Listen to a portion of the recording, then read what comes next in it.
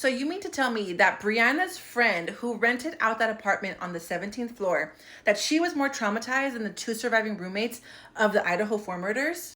Welcome to Reality Check, please. My name is Cassie, and as a fellow Laredoan, I want to talk about Brianna's story because I think that everybody needs to hear about it, and everybody needs to help Brianna's family bring to justice whoever was behind the ending of her life, because we are not buying what APD is selling.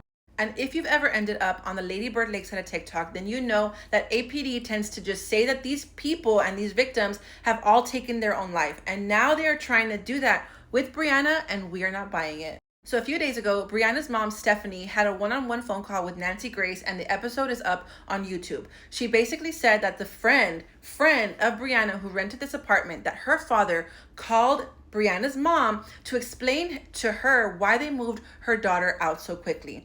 His excuse was that his daughter was too traumatized. Why? Per APD, your daughter was asleep. Per APD, your daughter didn't even know what happened to Stephanie, because 12 hours later is when they chose to file a missing persons report. How would your daughter be traumatized if that goes against what APD is saying? Let's not forget that the two surviving roommates of Idaho 4, Dylan and Bethany, actually found their roommates and their best friends, people that they lived with, shared a home with. They found them so brutally unalived. They are traumatized. Even then, they did not take a single one of their belongings after the incident. Why? Because the house was under investigation. So why would your daughter, who didn't even know her friend was missing, didn't even know what happened, didn't see anything, because it wasn't until later that day that they chose to file a missing person. For all they knew, she was missing. They had no idea she was already in the morgue. Why would she have to leave so suddenly? Why was she so traumatized?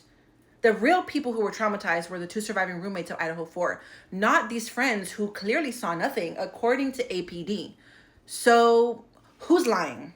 And I say all this by saying we're a huge Back the Blue supporter, okay? We love and support our law enforcement, but that doesn't mean we're gonna sit back and continue to let them be so lazy, sit back by the wayside, and allow them to continue to say that all these people have taken their own life when they clearly, not all of them, have. Like, it makes no sense, much less Brianna. So no, we are not picking up what you're putting down. It's utter malarkey. It's utter bullshit. No, we need justice for Brianna.